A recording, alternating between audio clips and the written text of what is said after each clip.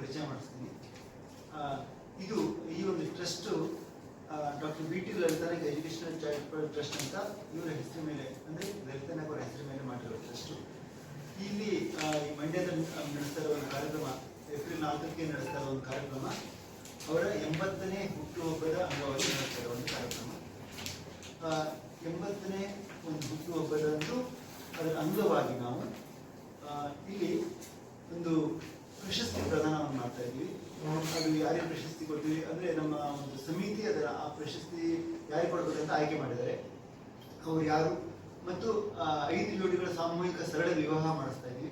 ಆ ವಿವಾಹವನ್ನು ಯಾರು ಮಾಡಿಸ್ತಾರೆ ಅದನ್ನ, ಮತ್ತು ಈ ಟ್ರಸ್ಟ್ನ ಧ್ಯೇಯೋದ್ದೇಶ ಏನಕ್ಕೆ ನಾವು ಇಲ್ಲಿ ಮಾಡ್ತಾ ಇದ್ವಿ, ಮತ್ತೆ ಆ ದಿವಸ ಈ ಒಂದು ಬಿ ಟಿ ಲಲಿತಾನಾಯಕ್ ಬಡಾವಣೆ ಅಂತ ಏನಿದೆ ಅಲ್ಲೇ ಏನಕ್ಕೆ ಮಾಡ್ತಾ ಇದ್ವಿ, ಮತ್ತು ಆ ಬಡಾವಣೆಯ ಒಂದು ಕುಂದುಕೊರತೆಗಳನ್ನ, ಆ ಜಾಗದ ಒಂದು ಏನು ಅಲ್ಲಿ ನಡೆಸಬೇಕು, ಅಲ್ಲಿ ಯಾವ ಥರ ಒಂದು ವಾತಾವರಣ ಇದೆ ಅನ್ನೋದನ್ನೆಲ್ಲ ನಮ್ಮ ಟ್ರಸ್ಟಿಗಳು ಮತ್ತು ಇಲ್ಲಿನ ಸ್ಥಳೀಯ ನಾಯಕರು ನಿಮಗೆ ಒಂದು ವಿವರಣೆ ಕೊಡ್ತಾರೆ. ಅದಕ್ಕೆ ಈ ಒಂದು ಸಂದರ್ಭದಲ್ಲಿ ವಿಜಯಲಕ್ಷ್ಮಿ ಶಿಬ್ರೂರ್ ಅನ್ನೋ ಒಂದು ಒಬ್ಬ ಪತ್ರಕರ್ತೆ, ಇಡೀ ಕರ್ನಾಟಕದಲ್ಲಿ ಒಂದು ಮನೆ ಮಾತಾಗಿರೋ ಪತ್ರಕರ್ತೆ, ಅವರಿಗೆ ನಮ್ಮ ಒಂದು ಟ್ರಸ್ಟ್ ವತಿಯಿಂದ ಈ ಒಂದು ಪ್ರಶಸ್ತಿಯನ್ನ, ಅಂದ್ರೆ ಏನು ಈ ಪ್ರಶಸ್ತಿ ಕೊಡ್ತಾ ಇದ್ವಿ, ಆ ಪ್ರಶಸ್ತಿನ ಅವರಿಗೆ ನಾವು ಪ್ರದಾನ ಮಾಡ್ತಾ ಇದ್ವಿ. ಈ ಒಂದು ಪ್ರಶಸ್ತಿಯ ಮೌಲ್ಯ ಬಂದ್ಬಿಟ್ಟು 25,000 ರೂಪಾಯಿ ನಾವು ಈಗ ಇಟ್ಟಿದ್ವಿ. ಫಸ್ಟ್ ಟೈಮ್ ಅಲ್ಲಿ ಇದು ಮಾಡ್ತಿದ್ದ ವಿಜಯಲಕ್ಷ್ಮಿ ಶಿಬ್ರೂರ್ ಅವರು ವಿಜಯ ಟೈಮ್ಸ್ ವ್ಯವಸ್ಥಾಪಕ ನಿರ್ದೇಶಕಿಯಾಗಿದ್ದಾರೆ, ಮತ್ತು ಈ ಪ್ರಶಸ್ತಿ ಪುರಸ್ಕೃತರು ಅವರಾಗಿರೋದ್ರಿಂದ ಅವರು ಅವತ್ತಿನ ದಿವಸ ಅಲ್ಲಿ ನಮ್ಮ ಜೊತೆಗೆ ಇರ್ತಾರೆ. ಸೊ ನಾವು ಏನಕ್ಕೆ ಈ ಒಂದು ಪ್ರಪ್ರಥಮವಾಗಿ ಫಸ್ಟ್ ಟೈಮ್ ಕೊಡ್ತಾ ಇರೋ ಒಂದು ಪ್ರಶಸ್ತಿಗೆ ಅವ್ರನ್ನ ಆಯ್ಕೆ ಮಾಡಿದ್ರು ಅಂದರೆ, ನಮ್ಮ ಸಮಾಜದಲ್ಲಿ ನಮಗೆ ಇವತ್ತು ಬೇಕಾಗಿರೋದು ನಮ್ಮ ಪ್ರಜಾಪ್ರಭುತ್ವವನ್ನು ಉಳಿಸುವಂತಹ ಒಂದು ವ್ಯವಸ್ಥೆ ಮತ್ತು ವ್ಯಕ್ತಿ. ಯಾಕೆಂದ್ರೆ ಎಲ್ರಿಗೂ ಗೊತ್ತಿರುವಂತೆ ನಮ್ಮ ಮಾಧ್ಯಮ ಅಂದ್ರೆ ಪತ್ರಿಕಾ ಒಂದು ಇದಂದ್ರೆ 4ನೇ ಒಂದು ಸ್ತಂಭ ಇದ್ದಂಗೆ ನಮ್ಮ ಪ್ರಜಾಪ್ರಭುತ್ವದಲ್ಲಿ. ಆ 4ನೇ ಸ್ತಂಭ ಗಟ್ಟಿಯಾಗಿದ್ರೆ ಮಾತ್ರ ಪ್ರಜಾಪ್ರಭುತ್ವ ಉಳಿಯುತ್ತೆ. ಹಾಗಾಗಿ ಯಾವುದೇ ಒಂದು ವಿಷಯವನ್ನ ನೇರವಾಗಿ ದಿಟ್ಟವಾಗಿ ಜನರಿಗೆ ತಲುಪಿಸಿದ್ರೆ, ಅದು ನ್ಯಾಯ ಇದ್ರೆ ಮಾತ್ರ ನಮಗೆ ಒಂದು ಸಮಾಜದಲ್ಲಿ ಒಂದು ನ್ಯಾಯ ಸಿಗುತ್ತೆ ನೊಂದವರಿಗೆ. ಅವನ್ನ ನೊಂದವರ ಧ್ವನಿಯಾಗಿ ವಿಜಯಲಕ್ಷ್ಮಿ ಶಿಬ್ರೂರ್ ಕೆಲಸ ಮಾಡ್ತಾ ಇದ್ದಾರೆ ಅಂತ ನಮ್ಮ ಒಂದು ಏನು ಟ್ರಸ್ಟ್ ಸಮಿತಿ ಒಂದು ಅದ್ರ ಬಗ್ಗೆ ನಿರ್ಣಯ ತಗೊಂಡಿದ್ರಿಂದ ಅವರಿಗೆ ಈ ಪ್ರಶಸ್ತಿಯನ್ನು ನಾವು ಕೊಡಬೇಕಂತ ತೀರ್ಮಾನ ಮಾಡಿದ್ವಿ. ಸೊ ಇದು ಒಂದು. ಆಮೇಲೆ ಈ ಟ್ರಸ್ಟ್ನ ಉದ್ದೇಶ ಮತ್ತೆ ಈ ಟ್ರಸ್ಟ್ನ ಏನೇನು ಮಾಡ್ತಾರೆ ಅನ್ನೋದ್ರ ಬಗ್ಗೆ ಉಮಾದೇವಿ, ಅಧ್ಯಕ್ಷೆಯಾಗಿರುವ ಉಮಾದೇವಿ ಹೇಳ್ತಾರೆ.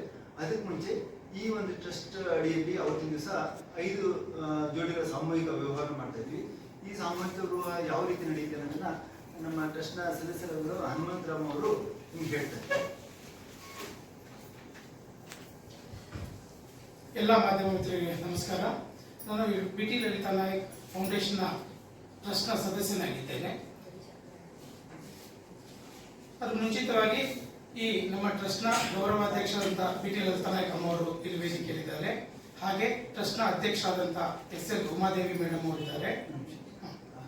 ಈಗ ನಮ್ಮ ಇಲ್ಲಿ ಆಡಂಬರವಾಗಿ ದುಂದು ವೆಚ್ಚಗಳನ್ನು ಮಾಡದಲ್ಲೇ ಸರಳವಾಗಿ ಮಾಡ್ಬೋದು. ಸಾಮೂಹಿಕ ಮದುವೆ ಮಾಡಿದ್ರೆ ಏನೇನು ಅನುಕೂಲ ಆಗೋದಾದ್ರೆ 10 ಜೋಡಿನ ಮಾಡ್ಬೋದು, 50 ಜೋಡಿನ ಮಾಡ್ಬೋದು. ಖರ್ಚಿನ ವೆಚ್ಚನ ಕಮ್ಮಿ ಮಾಡಿ ಸರಳವಾಗಿ ಮದುವೆ ಮಾಡ್ಬೋದು.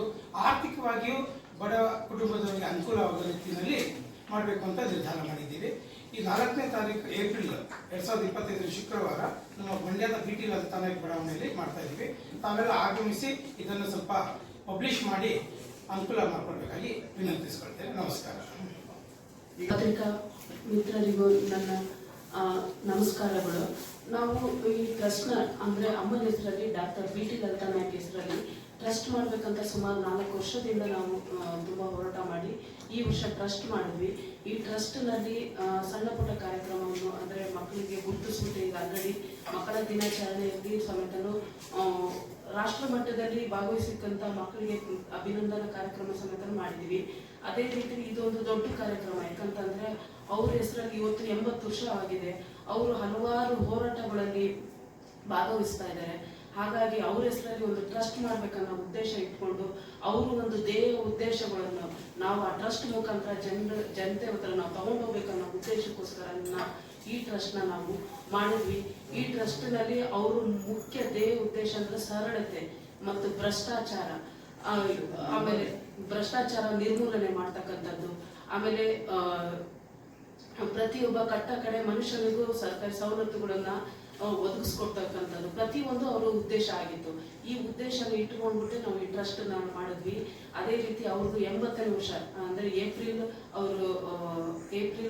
4ರಂದು 80 ವರ್ಷ ಆಗುತ್ತೆ. ಆ ಏಪ್ರಿಲ್ 4ರಲ್ಲಿ ಅವರ ಒಂದು ಹುಟ್ಟು ಹಬ್ಬ ಸಮೇತನ ಅವರು ಅದ್ದೂರಿಯಾಗಿ ಆಚರಿಸ್ಕೊಳಕ್ಕೆ ಅವ್ರು ಇಷ್ಟಪಡೋದಿಲ್ಲ. ನಾವು ಹೇಳಿದ್ರೆ ಅವ್ರು ಒಪ್ಪೋದು ಇಲ್ಲ. ಹಾಗಾಗಿ ಅವರ ಒಂದು ಉದ್ದೇಶ ಹುಟ್ಟಿದ ದಿವಸ ಮಾಡ್ಬೇಕು. ಅವ್ರು ಮುಖ್ಯವಾಗಿ ಅವ್ರು ಯಾವಾಗ್ಲೂ ಹೇಳ್ತಾ ಇರ್ತಾರೆ, ಸರಳ ಮದುವೆ ಸರಳ ಮದುವೆ ಸರಳ ಮದುವೆ. ಎಲ್ಲೋದ್ರೂ ಅವರು ಉದ್ದೇಶ ನಾನು ಸರಳ ಮದುವೆ ಮಾಡ್ಲಿ, ಯಾಕಂತಂದ್ರೆ ತಂದೆ ತಾಯಿಗೂ ಹೊರೆ ಆಗ್ಬಾರ್ದು ಎತ್ತಂತವ್ರಿಗೆ ಅನ್ನೋದಕ್ಕೋಸ್ಕರ. ಆಮೇಲೆ ಅವರು 3 ಕ್ಷೇತ್ರದಲ್ಲಿ ಗುರುತಿಸ್ಕೊಂಡಿದ್ದಾರೆ, ರಾಜಕೀಯ, ಸಾಮಾಜಿಕ ಹೋರಾಟದಲ್ಲಿ ಮತ್ತು ಸಾಹಿತ್ಯ ಕ್ಷೇತ್ರದಲ್ಲಿ. ಈ 3 ಕ್ಷೇತ್ರದಲ್ಲಿ ಒಂದು ನಾವು ಪ್ರಶಸ್ತಿ ಕೊಡ್ಬೇಕಂತ ನಾವು ಅನ್ಕೊಂಡಿದ್ವಿ. ಅಂದ್ರೆ ಮೊದಲನೇ ಹೆಜ್ಜೆ ನಾವು ಇಡ್ತಾ ಇರೋದ್ರಿಂದ ಈ ವರ್ಷ ಒಂದು ಕ್ಷೇತ್ರದ ಅಂದ್ರೆ ಒಂದು ಪ್ರಶಸ್ತಿಯನ್ನ ವಿಜಯಲಕ್ಷ್ಮಿ ಶಿಬರೂರ್ ಅವ್ರಿಗೆ ಅಂದ್ರೆ ದಿಟ್ಟ ಹೋರಾಟಗಾರ ಪತ್ರಕರ್ತೆ ಅವ್ರಿಗೆ ನಾವು ಟ್ರಸ್ಟ್ ನ ವತಿಯಿಂದ ನಾವೆಲ್ಲ ಆಯ್ಕೆ ಮಾಡಿಬಿಟ್ಟು ನಾವು ಅವ್ರ ಹೆಸರನ್ನ ಸೂಚಿಸಿದೀವಿ. ಪ್ರತಿಯೊಬ್ಬರು ಒಪ್ಕೊಂಡಿದ್ದಾರೆ. ಇದಕ್ಕೆ ನಾವು ಮೊದಲಿಗೆ ನಾವು ಕೇವಲ 25,000 ಇದ್ರ ಮೌಲ್ಯನ ಪ್ರಶಸ್ತಿ ಮೌಲ್ಯ ಸಮೇತ ಇಟ್ಟಿದ್ದೇವೆ. ಅದೇ ರೀತಿ ಈ ಕಾರ್ಯಕ್ರಮಕ್ಕೆ ನಮಗೆ ಚಲುವರಾಜ ಸ್ವಾಮಿ ಅವರು ಸಮೇತ ಸಚಿವರು, ಕೃಷಿ ಸಚಿವರು ಮತ್ತು ಮಂಡ್ಯ ಉಸ್ತುವಾರಿ ಸಚಿವರು ಸಮೇತ ಗಣ್ಯ ವ್ಯಕ್ತಿಗಳಾಗಿ ಅವರು ಈ ಅಧ್ಯಕ್ಷತೆನ ವಹಿಸಿಕೊಂಡಿದ್ದಾರೆ. ಈ ಕಾರ್ಯಕ್ರಮದಲ್ಲಿ ಬರ್ತಾ ಇದ್ದಾರೆ. ಅವರು ರಾಮಕೃಷ್ಣ ಹೆಗಡೆ ಅವರ ಭಾವಚಿತ್ರಕ್ಕೆ ಪುಷ್ಪಾರ್ಚನೆ ಮಾಡೋದ್ರ ಮೂಲಕ ಅವರು ಈ ಕಾರ್ಯಕ್ರಮದ ಉದ್ಘಾಟನೆ ಮಾಡ್ತಾರೆ. ಯಾಕಂತಂದ್ರೆ ಆಮೇಲೆ ನೆಕ್ಸ್ಟ್ ರವಿ ಗಡಿಗ ಅವರು ಈ ಕ್ಷೇತ್ರದ MLA ಸಹ ಈ ಕಾರ್ಯಕ್ರಮಕ್ಕೆ ಬರ್ತಾ ಇದ್ದಾರೆ. ಮಳವಳ್ಳಿ ಕ್ಷೇತ್ರದ MLA ಸಹ ನರೇಂದ್ರ ಸ್ವಾಮಿ ಅವರು ಬರ್ತಾ ಇದ್ದಾರೆ. ಕೌನ್ಸಿಲರ್ ಮತ್ತು DC ತಹಸೀಲ್ದಾರ್ ಪ್ರತಿಯೊಬ್ಬರು ಬರ್ತಾ ಇದ್ದಾರೆ ಈ ಕಾರ್ಯಕ್ರಮದಲ್ಲಿ. ಹಾಗೆ ಈ ಕಾರ್ಯಕ್ರಮದಲ್ಲಿ ಸರಳ ಮದುವೆ ಸಮೇತನೂ ಏರ್ಪಡಿಸ್ಕೊಂಡಿದ್ದೀವಿ, ಅಂದ್ರೆ ಮಾಡ್ತಾ ಇದ್ದೀವಿ 5 ಜೋಡಿಗೆ. ಅದೇ ರೀತಿ ಒಂದು ವಿಚಾರಗೋಷ್ಠಿ ಸಮೇತನೂ ಇಟ್ಕೊಂಡಿದ್ದೀವಿ. ಅಂದ್ರೆ ಏನು ಮಂಡ್ಯದ BT ಬಡಾವಣೆಗೆ ಮತ್ತೆ ಹಾಗೆ ಈ ಕರ್ನಾಟಕದಲ್ಲಿ ಬಂಜಾರ ಜನತೆಗೆ ಕೆಲವರು ಹಲವಾರು ಮಹನೀಯರು ಒಂದು ಅವ್ರದೇ ಆದಕ್ಕಂತ ಒಂದು ರಾಜಕೀಯದಲ್ಲಿ ಬಂದಾಗ ಅವರು ಅಂದ್ರೆ ಒಂದು ಒತ್ತನ್ನು ಕೊಟ್ಟಿದ್ದಾರೆ. ಅದ್ರ ಬಗ್ಗೆ ಸಮೇತನು ನಮ್ಮ ಬಂಜಾರ ಅಕಾಡೆಮಿಯ ಬಂಜಾರ ಸಮುದಾಯ ಅಭಿವೃದ್ಧಿ ಶ್ರಮಿಸಿದ ಮಹನೀಯರ ಬಗ್ಗೆ ಕುರಿತು ಡಾಕ್ಟರ್ AR ಗೋವಿಂದ ಸ್ವಾಮಿ ಅಧ್ಯಕ್ಷರು ಬಂಜಾರ ಸಂಸ್ಕೃತಿ ಮತ್ತು ಭಾಷಾ ಅಕಾಡೆಮಿ ಇವರು ಸಮೇತ ಅದ್ರ ಬಗ್ಗೆ ಮಾತಾಡ್ತಾರೆ. ಹಾಗೆ ವಿಶೇಷ ಮಂಡನೆ ಅಂದ್ರೆ ಮದುವೆ ನೋಂದಾವಣಿ ಪ್ರಾಮುಖ್ಯತೆ ಏನು ಅನ್ನೋದ್ರ ಬಗ್ಗೆ ಕುರಿತು ಜಯದೇವ ನಾಯಕ್ ಅಧ್ಯಕ್ಷರು ಮತ್ತು ಕರ್ನಾಟಕ ತಾಂಡ ಅಭಿವೃದ್ಧಿ ನಿಗಮ ನಿಯಮಿತ ಇವರು ಮಾತಾಡ್ತಾರೆ. ಇಷ್ಟೆಲ್ಲ ಕಾರ್ಯಕ್ರಮನ ನಾವು ಹಮ್ಮಿಕೊಂಡಿದೀವಿ. ಈ ಕಾರ್ಯಕ್ರಮಕ್ಕೆ ನೀವೆಲ್ಲರೂ ಬಂದು ಈ ಕಾರ್ಯಕ್ರಮನ ಅತಿ ಯಶಸ್ವಿಯಾಗಿ ನಡೆಸ್ಕೊಡ್ಬೇಕಂತ ಹೇಳಿ ತಮ್ಮಲ್ಲಿ ನಾನು ಕೇಳ್ಕೊಳ್ತೇನೆ. ಈಗ ಕೊನೆಯದಾಗಿ BT ಲಲಿತಾ ನಾಯಕ್ ಅವರು ಈ ಒಂದು ಕಾರ್ಯಕ್ರಮದ ಬಗ್ಗೆ ಯಾವ ತರ ತಮ್ಮ ಅನಿಸಿಕೆಯನ್ನು ವ್ಯಕ್ತಪಡಿಸಿದಂತ ಪತ್ರಕರ್ತ ಬಂಧುಗಳಿಗೆ ನಮಸ್ಕಾರ. ಒಂದು ಟ್ರಸ್ಟ್ ಅಂದ್ರೆ ಸಾಮಾನ್ಯವಾಗಿ ವ್ಯಾಪಾರ ಮಾಡೋದಕ್ಕೆ ಕೆಲವರು ಬಳಸ್ತಾರೆ, ಕೆಲವರು ಅದರಿಂದ ದುಡಿಬೇಕು ಅಂತ ಬಳಸ್ತಾರೆ, ಕೆಲವರು ಹೆಸರು ಮಾಡಬೇಕು ಅನ್ನೋ ಹಲವಾರು ಉದ್ದೇಶಗಳಿಂದ ಮಾಡ್ತಾರೆ. ಆದರೆ ಈ ಟ್ರಸ್ಟ್ ಕೇವಲ ಜನಸೇವೆ ಮಾಡೋದಕ್ಕಂತ ಮೀಸಲಿಡಬೇಕು ಅನ್ನುವಂಥ ಒಂದು ಒಳ್ಳೆಯ ಉದ್ದೇಶ ಇಟ್ಕೊಂಡು ಸ್ಥಾಪನೆ ಮಾಡಿದ್ದಾರೆ. ಅದರ ಪ್ರಕಾರನೇ ಈಗ ಬಡ ಮಕ್ಕಳಿಗೆ, ಪ್ರತಿಭಾವಂತ ಮಕ್ಕಳಿಗೆ ಪ್ರಶಸ್ತಿ ಕೊಡುವಂಥದ್ದು ಮೊದಲು ಕಾರ್ಯಕ್ರಮ ಆಯ್ತು ಅವ್ರದ್ದು. 2ನೇ ಕಾರ್ಯಕ್ರಮ ಯಾರು ಕ್ಯಾನ್ಸರ್ ಪೀಡಿತರು ಅನ್ನೋದಕ್ಕೆ ಸ್ವಲ್ಪ ಎಷ್ಟು ಸಾಧ್ಯ ಅಷ್ಟು ದಾನ ಕೊಡುವಂಥದ್ದಾಯಿತು. ಈಗ ಈ 5 ಮದುವೆಗಳನ್ನ ನಾವು ಏರ್ಪಾಡು ಮಾಡಿದ್ದೀವಿ. ಆ ಮದುವೆ ಎಷ್ಟೋ ಸಾರಿ ಏನಾಗುತ್ತೆ, ನಾವು ಇವತ್ತು ಮದುವೆ ಮಾಡಿದರೆ ನಾಳೆ ಅವ್ರು ತಾಳಿ ಇಟ್ಕೊಂಡು ನಾವು ಕೊಡೋ ತಾಳಿ ಮತ್ತೆ ಬಟ್ಟೆ ಇಟ್ಕೊಂಡು ನೀನು ಯಾರೋ ನಾನು ಯಾರೋ ಆಗ್ಬೋದು. ಅದಕ್ಕೆ ಸಂಬಂಧಪಟ್ಟಂಥ ಎಲ್ಲ ದಾಖಲೆಗಳನ್ನು ತರಿಸ್ಕೊಳ್ತಾ ಇದ್ವಿ, ಅಫಿಡವಿಟ್ ಮಾಡಿಸ್ತಾ ಇದ್ವಿ. ಆ ರೀತಿಯಾಗಿ ಮಾಡಿಸಿ ಅವರಿಗೆ ಒಬ್ಬರಿಗೆ 30 ವರ್ಷ ಆದರೂ ಮದುವೆ ಆಗಿರೋ, 40 ಆದರೂ ಆಗಿರಲ್ಲ. ಯಾಕೆ ಅಂದರೆ ದುಡ್ಡಿಲ್ಲ, ಭಾಳ ಅದ್ದೂರಿಯಾಗಿ ಮಾಡಬೇಕು, ಅಥವಾ ಆ ಹುಡುಗ ಬೇರೆ ಜಾತಿಯನ್ನು ಪ್ರೀತಿ ಮಾಡಿದ್ದಾರೆ, ಆ ಕಾರಣಕ್ಕೆ ಅವ್ರನ್ನ ಸಾಯಿಸ್ಬಿಡೋದು, ಮತ್ತೊಂದು ಮಾಡೋದು, ಇಂಥವು ಯಾವುದೂ ಆಗಬಾರ್ದು. ಮದುವೆ ಅಂದರೆ ಮಗು, ಹೆಣ್ಣು ಮತ್ತು ಗಂಡು ಪ್ರೀತಿ ಮಾಡಿದರೆ ಅಲ್ಲಿಗೆ ಅದು ಮುಗೀತು, ಅದಕ್ಕಾಗಿ ಹೆಚ್ಚು ಖರ್ಚು ಮಾಡೋದು ಬೇಕಾಗಿಲ್ಲ ಅನ್ನೋ ಸಂದೇಶವನ್ನು ಈ ಟ್ರಸ್ಟ್ ಕೊಡಬೇಕು ಅಂತ ನಾವು ಬಯಸ್ತೀವಿ. ಅವರು ವಿಧವೆ ಆಗಿರ್ಬೋದು, ಚಿಕ್ಕ ವಯಸ್ಸಿನಲ್ಲೇ ಗಂಡ ಇರಲ್ಲ, ಚಿಕ್ಕ ವಯಸ್ಸಿನಲ್ಲೇ ಹೆಂಡತಿ ಸತ್ತಿರ್ತಾಳೆ, ಒಬ್ಬನೇ ಆಗಿರ್ತಾನೆ. ಅಂತ ಹೊತ್ತಿನಲ್ಲಿ ಅವನಿಗೆ ಒಂದು ಭಾಳ ಸಂಗಾತಿ ಬೇಕಾಗ್ತದೆ. ಎಷ್ಟೋ ಸಾರಿ 50 ವರ್ಷ 60 ವರ್ಷ ಆದಾಗ ಒಬ್ಬರೇ ಆಗ್ಬಿಡ್ತಾರೆ. ಆ ಒಂಟಿ ಜೀವನ ನರಕ ಅವರಿಗೆ. ಅಂಥ ಹೊತ್ತಿನಲ್ಲಿ ಅಂಥವ್ರಿಗೂ ಕೂಡ ನಾವು ಈ ಟ್ರಸ್ಟಿಂದ ಮದುವೆ ಮಾಡಿಸುವಂತ ಏರ್ಪಾಡು ಮಾಡ್ತಾ ಇದ್ದೀವಿ. ಅವ್ರಿಗೆ ಹೊಂದಾಣಿಕೆ ಆಗಬೇಕು. ಆಗ ಕೊನೆ ತನಕ ಕೊನೆ ಪಕ್ಷ ತನ್ನ ನೋವನ್ನ ಹೇಳ್ಕೊಳ್ಳೋದಕ್ಕೆ ಹಂಚ್ಕೊಳ್ಳೋದಕ್ಕೆ ಸಂಗಾತಿ ಬೇಕು. ಆ ಕಾರಣಕ್ಕಾಗಿ ಪ್ರತಿ ವರ್ಷನೂ ಈ ಒಂದು ಟ್ರಸ್ಟ್ನಿಂದ ಮದುವೆಗೆ ಯಾಕೆ ಪ್ರಾಮುಖ್ಯತೆ ಕೊಡ್ತಿದ್ದೀವಿ ಅಂದ್ರೆ, ಎಷ್ಟೋ ಜನ ನೊಂದಿದ್ದಾರೆ, ಒಂದು ರೀತಿ ಅಲೆಮಾರಿಗಳಾಗಿ ತಿರುಗಾಡ್ತಾ ಇದ್ದಾರೆ. ಹೆಣ್ಣು ಸಿಗಲ್ಲ ಅಂತಾರೆ, ಗಂಡು ಸಿಗಲ್ಲ ಅಂತಾರೆ. ಅದು ನಮ್ಗೆ 5 ಜೋಡಿ ಸಿಕ್ಕಿದ್ದಾರೆ, ಎಲ್ಲ ರೀತಿಯಲ್ಲಿ ಮಾಡಿದ್ದಾರೆ. ಮತ್ತೆ ರಾಮಕೃಷ್ಣ ಹೆಗಡೆ ಅವರನ್ನ ಪುಷ್ಪಾರ್ಚನೆ ಮಾಡೋದ್ರ ಮೂಲಕ ಉದ್ಘಾಟನೆ ಯಾಕೆ ಮಾಡ್ತಾ ಇದ್ದಾರೆ ಅಂದ್ರೆ, ಈ 86-87ರಲ್ಲಿ ರಾಮಕೃಷ್ಣ ಹೆಗಡೆ ಮುಖ್ಯಮಂತ್ರಿ ಇದ್ದಂಥ ಕಾಲದಲ್ಲಿ ನಾನು MLC ಇದ್ದೆ. ಆಗ ಇಲ್ಲಿ ಕಬ್ಬು ಕಡಿಯಕ್ಕೆ ಬಂದಂಥ ವಲಸೆ ಬಂದಂಥ ಲಂಬಾಣಿಗಳು ಒಂದು 8 ಜನ ಸತ್ತೋರು. ಲಾರಿಯಲ್ಲಿ ಬೀದಿಲೇ ಮಲಗ್ತಿದ್ರು, ಅವರು ಎಲ್ಲೂ ಜಾಗ ಇಲ್ಲ. ಆಗ ಅವರಿಗೆ ಹೇಳಿದೆ ನಾನು, ಸರ್ ಈ ಥರ ಆಗಿದೆ, ಜನಕ್ಕೆ ನಿರಾಶ್ರಿತರು, ನೋಡ್ರಿ ಅಲ್ಲೆಲ್ಲ ಇದ್ರೆ ಜಾಗ ನೋಡ್ರಿ ಅಂದರೆ ಚಿಕ್ಕ ಇದು ಎಷ್ಟೇ 530 ಸರ್ವೆ ನಂಬರ್, ಅದರಲ್ಲಿ 1 ಎಕರೆ 28 ಗುಂಟೆ ಜಾಗ ನಾವು ಮಂಜೂರು ಮಾಡಿದ್ರು ಹೇಳಿದ್ವಿ. ಆಗ ಆ ಜಾಗದಲ್ಲಿ 22 ಜನಕ್ಕೆ ಹಕ್ಕುಪತ್ರ ಕೊಟ್ಟಿದ್ದಾರೆ. ಅವರ ಒಂದು ಇದರಿಂದ ಅವರಷ್ಟು ಬೇಗ ಕ್ರಮ ತಗೊಂಡಿದ್ದಕ್ಕೆ ಅಲ್ಲಿ ಇಷ್ಟು ಒಂದು ಕಾಲೋನಿ ಆಯಿತು. ಆದರೆ ಆ ಕಾಲೋನಿ ಸುಸಜ್ಜಿತವಾಗಿ ಆಗಿಲ್ಲ. ಈಗ ಮಾಡಬೇಕಾಗಿದೆ. ಅಲ್ಲಲ್ಲೇ ಒಂಥರ ಗುಡಿಸಲು ಥರ ಇದೆ.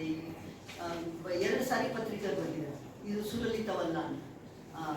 ಈ ಕಾಲೋನಿ ಎಲ್ಲ ಏನೂ ಇಲ್ಲ ಇಲ್ಲಿ ಅಂತ. ರೋಡು ಸರಿ ಇಲ್ಲ, ಮನೆಗಳಂತೂ ಇಲ್ಲ, ಶಿಸ್ತಾಗಿ ಕಟ್ಟಿಸ್ಬೇಕು. ಈಗೆಲ್ಲ ನಾವು ಜಮೀರ್ ಸಾಹೇಬ್ರಿಗೆ ಹೇಳಿದ್ವಿ, ಜಮೀರ್ ಅಹಮದ್ ಅವರಿಗೆ, ಗೃಹ ಮಂತ್ರಿಗಳಿಗೆ, ಗೃಹದ ಮನೆಗಳನ್ನು ಕಟ್ಟಿಸ್ಕೊಳ್ಳೋದಕ್ಕೆ ವಕ್ಫ್ ಮತ್ತು ವಸತಿ ಮಂತ್ರಿ ಹೇಳಿದ್ವಿ, ಒಪ್ಕೊಂಡಿದ್ದಾರೆ. ಅವೆಲ್ಲ ಬೇಡಿಕೆಗಳಿದ್ದಾರೆ. ಈ ಚಲುವರಾಯ ಸ್ವಾಮಿಯವರು, ಈ ಏನು ಉಸ್ತುವಾರಿ ಸಚಿವರು ತುಂಬಾನೇ ಭರವಸೆ ಕೊಟ್ಟಿದ್ದಾರೆ, ಅವರು ಕೂಡ ಮಾಡ್ಬೋದು. ಇದೆಲ್ಲ ಬೇಡಿಕೆಗಳನ್ನು ಅವತ್ತಿನ ದಿವಸ ಮಂಡಿಸ್ತಾ ಇದ್ದಾರೆ. ಅಲ್ಲಿ ಲೋಕಲ್ ನಮಗೆ ಕುರುಸ್ವಾಮಿ ಅಂತ ತುಂಬಾನೇ ಓಡಾಡ್ತಾರೆ. ಇದೆಲ್ಲ ಈಗ ಇವರು ಕಣ್ ತೆಗೆದಿದ್ದಾರೆ. ಅದರಿಂದ ಅದಕ್ಕೆ ಮೊದಲು ಆ ಸರ್ಕಾರಿ ಜಾಗವನ್ನ ಸರಿಯಾದ ರೀತಿ ಬಳಕೆ ಮಾಡೋದಕ್ಕೆ ಗೊತ್ತಿರಲಿಲ್ಲ. ನಮ್ಮ ಜನ ಕಾಡಲ್ಲಿ ಜನ, ನಮ್ಮ ಜಾಗವನ್ನ ನಾವು ತಗೊಂಡು ನಮ್ಮ ಸ್ವಾಧೀನಕ್ಕೆ ತಗೊಂಡು ನಾವು ಬಳಸ್ಕೋಬೇಕು ಅನ್ನೋದು ಕೂಡ ಗೊತ್ತಿರಲಾರಷ್ಟು ಹಿಂದುಳಿದಿದೆ. ಹಾಗಾಗಿ ಆ ಕಾಲಕ್ಕೆ ಹಿಂದುಳಿದಿದೆ. ಆದರೆ ಈಗ ಆ ಸ್ಥಿತಿ ಬಿಡಲ್ಲ. ಈಗ ಅಲ್ಲಿ ಲೈಬ್ರರಿ ಇದೆ, ಅಂಗನವಾಡಿ ಇದೆ, ಅದೆಲ್ಲ ರಿಪೇರಿ ಆಗಬೇಕಾಗಿದೆ, ಸಮುದಾಯ ಭವನ ಇದೆ. ಹೀಗೆ ನಾನಾ ರೀತಿಯಲ್ಲಿ ಅದನ್ನ ಅಭಿವೃದ್ಧಿ ಪಡಿಸುವಂತ ಕೆಲಸನೂ ಆಗ್ತಾ ಇದೆ. ಆದ್ರಿಂದ ಆ ಜಾಗದಲ್ಲೇ ಮಾಡಬೇಕು ಅಂತ ನಾನು ಹೇಳಿದೆ. ಬೆಂಗಳೂರಲ್ಲಿ ಮಾಡಿ ಹೊಟ್ಟೆ ತುಂಬಿದವ್ರನ್ನೇ ನಾವು ಶ್ರೀಮಂತರನ್ನು ಕರೆಸಿ ನಾವು ಸ್ವಲ್ಪ ಗಿಫ್ಟ್ ತಗೊಂಡು ಅವ್ರಿಗೆ ಒಂದಿಷ್ಟು ಏನೋ ಒಂದು ಒಳ್ಳೆ ಊಟ ಹಾಕಿಸಿ ಕಳಿಸುವಂಥದ್ದೇ ನಡೀತಿರ್ತವೆ. ಆದರೆ ಅಂಥ ಒಂದು ಸಂಸ್ಕೃತಿ ಬೇಡ. ಈ ಬಡ ಜನಗಳತ್ತ ನೋಡೋದು ಮತ್ತು ಗ್ರಾಮೀಣ ಭಾಗದಲ್ಲಿ ಸ್ವಲ್ಪ ಹಿಂದುಳಿದ ಏನು ಸ್ಲಮ್ ಥರ ಏರಿಯಾ ಇರ್ತವೆ, ಅಲ್ಲಿ ನಾವು ಕೆಲಸ ಮಾಡಿ ಅಲ್ಲೇ ಜನಗಳಿಗೆ ಒಂದು ಅವೇರ್ನೆಸ್ ಮೂಡಿಸುವಂಥ ಕೆಲಸ ಈ ಫೌಂಡೇಶನ್ನಿಂದ ಆಗಬೇಕು ಅಂತ ಇವುಗಳೆಲ್ಲ ಇಷ್ಟಪಡ್ತಾರೆ. ನನ್ನ ಇಷ್ಟ ನಾವು ಪೂರೈಸೋಕೆ ನೋಡ್ತಾ ಇದ್ದಾರೆ. ಅದಕ್ಕಾಗಿ ನಾವು ಇದೆಲ್ಲ ಮಾಡ್ತಾ ಇದ್ದೀವಿ. ತಮ್ಮ ಸಹಕಾರ ಬೇಕು. ಪತ್ರಕರ್ತರು ಈ ಮಂಡ್ಯದಲ್ಲಿ ನನಗೆ ತುಂಬಾನೇ ಬೇಕಾದವರಾಗಿದ್ದಾರೆ. ನನ್ನ ವಿರುದ್ಧವಾಗಿ ಬರ್ದಿದ್ದು ಕಡಿಮೆ. ಕ್ವಶನ್ ಕೇಳಿದ್ದೀರಾ, ಏನೇನೋ ಕ್ವಶನ್ ಕೇಳ್ತೀರಾ, ಅದ್ರ ಬರೆಯುವಾಗ ಮಾತ್ರ ಅದೇನೋ ಭಾಳ ನನ್ನ ಬಗ್ಗೆ ಒಂದು ಒಳ್ಳೆಯ ಭಾವನೆಯಿಂದ ಹೇಳ್ತೀರಾ. ತಮ್ಮೆಲ್ಲರಿಗೂ ಕೂಡ ಈ ಸಂದರ್ಭದಲ್ಲಿ ಶುಭವನ್ನು ಹಾರೈಸ್ತೇನೆ. ಇವತ್ತು ಮಾರಿ ಹಬ್ಬ ಅಂತ ಹೇಳಿ ಅದಕ್ಕೋಸ್ಕರ ಎಲ್ಲ ಪತ್ರಕರ್ತರು ಹೋಗಿದ್ದಾರೆ. ಆದರೂ ತಾವು ಬಂದಿದ್ದೀರಾ. ದಯವಿಟ್ಟು ಯಾರು ಬಂದಿರುವ ಪತ್ರಕರ್ತರು ಅವರಿಗೆ ತಾವು ಒಂದು ವರದಿಯನ್ನು ಕೊಟ್ಟು ಇದನ್ನು ವಿಸ್ತೃತವಾಗಿ ಎಲ್ಲ ಕಡೆ ಗೊತ್ತಾಗುವ ಹಾಗೆ ದಯವಿಟ್ಟು ಬರೀಬೇಕು ಅಂತ ನಾನು ಕೇಳ್ಕೊಳ್ತೇನೆ. ನಮಸ್ಕಾರ.